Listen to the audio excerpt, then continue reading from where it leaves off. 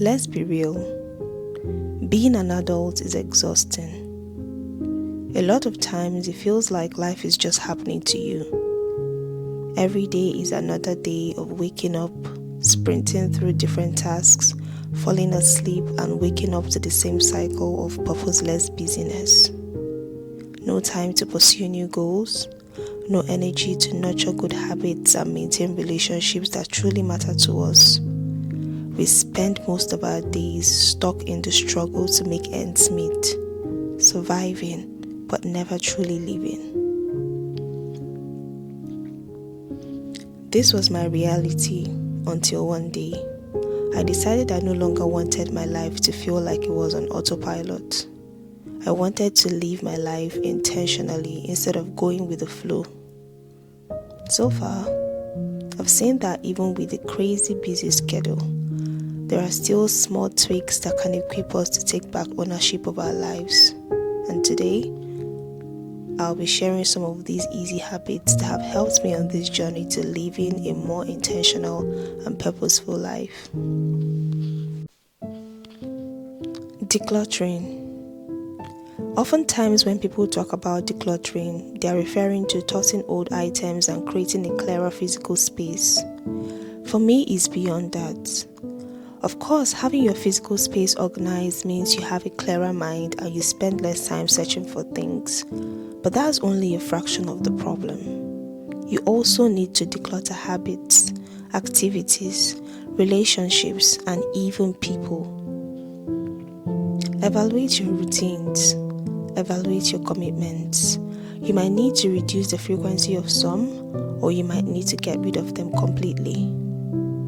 As part of decluttering, think about your relationships as well. Think about them in terms of what value you're bringing to the relationship as well as how much they are serving you currently. You will be so surprised how much of your life you're giving to relationships, to routines, and to causes that are no longer serving you. And if you truly want to live an intentional life, you need to create space for it. Tracking habits. A huge part of living intentionally is being accountable for how you live your life on a daily basis, and one way to do this is by tracking your habits. I didn't realize how crucial this was until recently. I used to think tracking habits was a waste of time, like why would I have to tick that I did something as simple as reading a book, writing, or exercising? Honestly, it felt unnecessary. But what I've noticed since I started tracking some of my habits was that I wasn't actually doing the things I said I was going to do. And even when I was doing them, it wasn't as frequent and consistent as I thought. Tracking helped me see my patterns, and it was clear why I wasn't achieving the kind of results I wanted. This process doesn't have to be complicated. Personally, I've been using this basic planner that has the habit tracker portion down here. It has a goal section, and at the end of the week you can check how much you've achieved. This has served me well if I'm being honest, and I recommend it.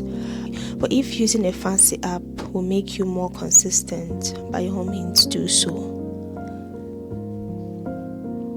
Now, apart from the satisfaction of ticking things off, this practice has forced me to consciously monitor what I do on a daily basis, and it makes me think about ways to deliberately incorporate certain desired behaviors. And these are the things that actually make you feel like you're truly living life on your own terms. Set time for specific things that matter to you, no matter how little. The commonest mistake most of us make is thinking the only things that deserve a spot on our calendar are significant events or occasions that involve others. We mark dates because we don't want to forget. We think of them as priorities that shouldn't get missed in the midst of the many things we have to do. But we can also do the same for the little things that make us happy and satisfied too. Yes. You might say marking things off in your calendar doesn't mean you actually do them. And you're right. Scheduling something doesn't magically guarantee it will happen. It still takes discipline to follow through on it. But here's the thing. When something has a place in your calendar, it gives you a choice. Every time you say yes to something outside of your plan for that time, you're automatically saying no to what you have originally planned.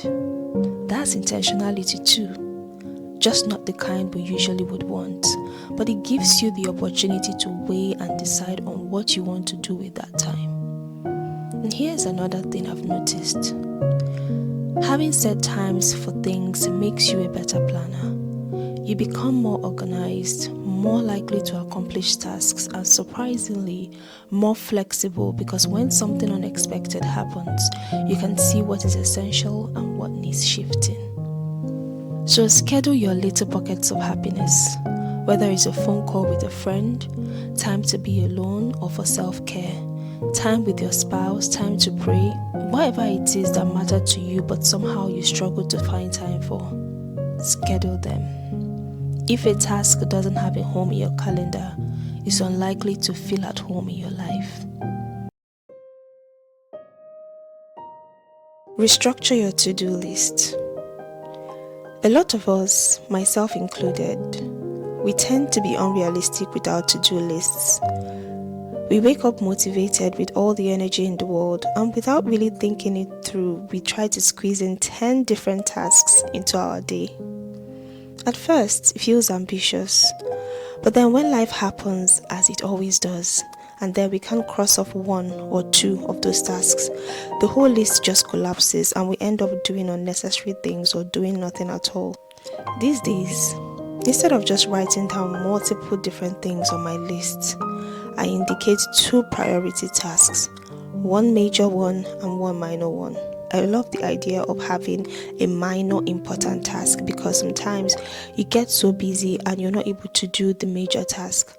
But then if I can get any of these things done, no matter how messy or unpredictable the day is, I end up feeling very satisfied. Let me know in the comment section if you found this video helpful. Thank you so much for watching and I'll see you in my next video. Bye!